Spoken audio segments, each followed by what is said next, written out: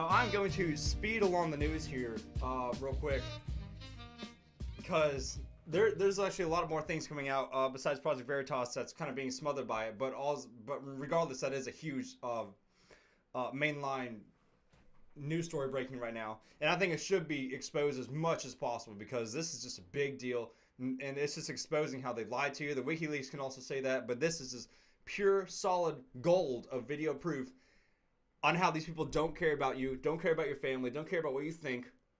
All they care about is ratings, and that's all they care about, ever since they've started. They dominated the news for decades now, and they are slowly dying. The mega T-Rex media is slowly dying. They are finished. And a big cloud is going to come over their eyes here. So, something else happened today that's not really getting a lot of attention, and I want to bring it to your attention. It is actually still on Drudge right now, but it's, like I said, it's being smothered. That I'll bring it up in a second. With this Jeff Zucker, with Jeff Zucker here on CNN. This came out on the 19th of June, just right before this Project Veritas video came out, which was probably done not too long ago, to be honest. Just broke today. This came out out of Page 6 News. Jeff Zucker, viewers trust CNN more than ever. Ever. Our ratings are great. And guess what? They're not lying. They've had great ratings. Because of the entire fake Trump-Russia collusion crap narrative that only the idiots that watch CNN are buying. I'll be honest, I used to watch CNN just for pretty much the research of it. And now I can't even stand to watch it for that purpose. It's hard. I hardly ever watch them anymore. I can't do it. Like, every time I turn it on, I just get so I get so pissed at these people because they're just spreading the most hateful lies. And they're just okay going death of the president. And just like with the Shakespeare in the Park play. Just okay going death of the president. And then you have, protesters come up and say, stop your hate. CNN's ISIS.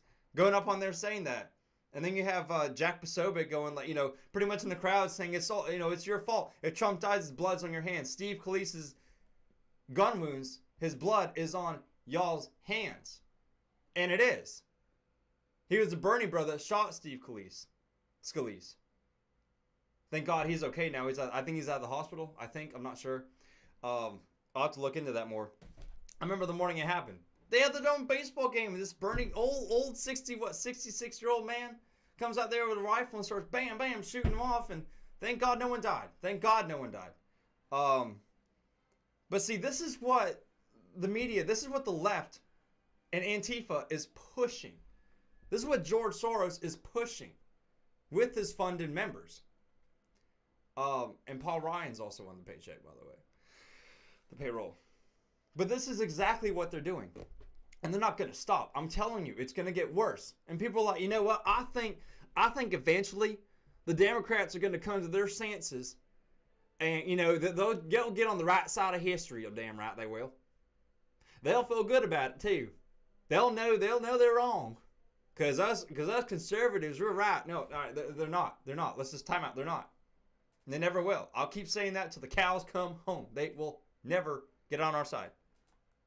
And with Jeff Zucker spewing crap like this, saying CNN's the best, we've got the best views. He's right, but it's for the wrong reasons. You feel me? It's for the wrong reasons. And dude, I mean, the more people get shot, I am totally against physical warfare. I don't like war. I'm anti-war. The liberals 20 years ago got it correct. 30 years ago, 40 years ago, the JFK style Democrats were absolutely right. Now the liberals are pro-war. They want to push this Russia crap. They want to go to war with Russia. They want Putin's head in a platter. They want Assad's head in a platter. They want to destroy stable governments, just like Clinton did several times with the help of Obama. And they want us to be sympathizers for jihadis that kill people, like in the video when in the bar when that attacker was in London at the Borough Market. And the guy's like, it's these damn jihadis. And the guy's like, no, it's not. Stop saying that, you twit. Whatever he said. It's just like, dude, Come on, yeah, it clearly is. Those are the people causing the problem, all right? I don't hate all Muslims. I don't hate Islam as a general religion. There's 1.5 billion people, more than that worship Islam. And you know, they're not all bad. But the Quran isn't a healthy book, if you feel me.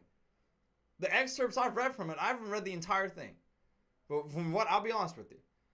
But from what I have read from it, it's not the Bible, okay? Let's just say that. And you know, we have had our problems in the past too, but the Crusades were basically created to stop radical Muslims.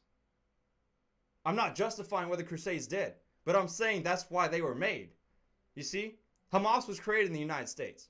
Things like that, you know, and then we have CARE, the Council on American Islamic Relations, you know, here in the U.S., knowing, the FBI knows they're training radical terrorists, and they still let them go. They still let them go. Our government is protecting radical jihadis. You can look that up. It is a fact. And it pisses me off that no one cares about that. That's actually happening. It's in Virginia. It's in Maryland. It's in all, you know, it's in big, they're hidden too. They're hidden. Oh, if you try and go there, you know, they're all like, oh, we're so inclusive. You know, Muslims are so inclusive. Let's just let them in. But the moment you try and get into their club, their squad, you're done. You can't come in there because, you know what, guess what? They hate Christianity. If you don't worship Allah and you don't follow Allah, you're nothing to them. You're dead to them. Especially ISIS members. And then we have people, I mean, but praise God, you know, for God's sakes, Europe is done. Sweden's done. UK's done. Germany's done. France is done. And you can thank their political leaders too. You can thank their mayors. You can thank their presidents, their chancellors, prime ministers. Theresa May ain't doing nothing. What? And we will stop. We can stop hate on the internet by censoring what people say on the internet. Yes, that's what we'll do. That's exactly what we'll do. Yes, I've got it. No, instead of securing the borders and doing what Trump says, vetting, which, by the way, I didn't even print this one out. The Supreme Court has ruled that Trump's travel ban, a limited version, but nonetheless the ban itself, that Obama created from his list. Trump was even nice enough to take off Iraq. He was nice enough to take off Iraq, okay? Iraq is at least a little more stable than Syria and Yemen and Somalia. I mean, Somalia doesn't even have a government, all right? Their government is the military. The military is barely withstanding that. I mean, it's a pure hellhole. Pure hellhole. I would never ask for anyone to go over there. Not my worst enemy to go over there. It is a pure turd stain on the world right now. I'm sorry, it is. It's politically corrupt. It's militarily destroyed. And civilization there's done for. They rape women just on the road just like that. Just happens. It's just part of their culture. That's why when they come to the West, it's just, oh, it's normal for us. You hateful bigot, you pig-eating freak. This is, you know, it's just normal for them. They can't assimilate here. The Quran can't assimilate with Christianity like we want it to. The peaceful Muslims, they're not radicalized, the more civilized ones that come here that want to westernize can.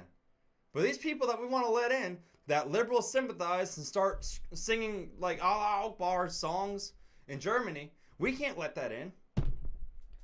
It's freaks. It's a freak show, man. It's crazy. I don't see how people want to support that. It's like they're just sick. It's like they're sycophants to Islam. And I don't know. When it comes to climate change, they're crazy. When it comes to radical jihadis, they're crazy. I never thought I'd see Democrats and liberals fall this hard to the system. But they are. I used to be a slave to it until I woke up. It's not hard to do that. It's not hard to wake up either. That's why I do the videos. I know people out there can watch this and understand and wake up. You can wake up to the unelected corporations and businesses and mega government models hiding in the shadow deep state governments really doing the work behind the scenes. You feel me? You can wake up to that and see what's really going on. There's books written about it that some I haven't even read. I haven't even read all of them. I'm dying to. When I come back, I keep going on rants, and I'm sorry. It's just I just get worked up about this stuff, and it's just exciting and it's crazy, but it's horrific and hellish at the same time. And I can't just sit here and pretend like it's not going on. I'm addicted to the news. Okay, I'm addicted. I was gone last week, 2 weeks ago, for 4 days, and I couldn't go a single day without checking Drudge once. I can't. It's just so serious. My first vacation, I never take vacations. My first legitimate vacation, I couldn't do it. I was ready to get back. I was ready to get in the groove. You know, just really seeing what's happening in the world. And I can see how people get distracted. And I was surrounded by a bunch of libtards at a music festival, just surrounded by a bunch of them. Nice people when you don't talk about politics. It's crazy, you know. Before I go to this is a little analogy I have. It's like when you talk to these people, they're nice, they're really kind people.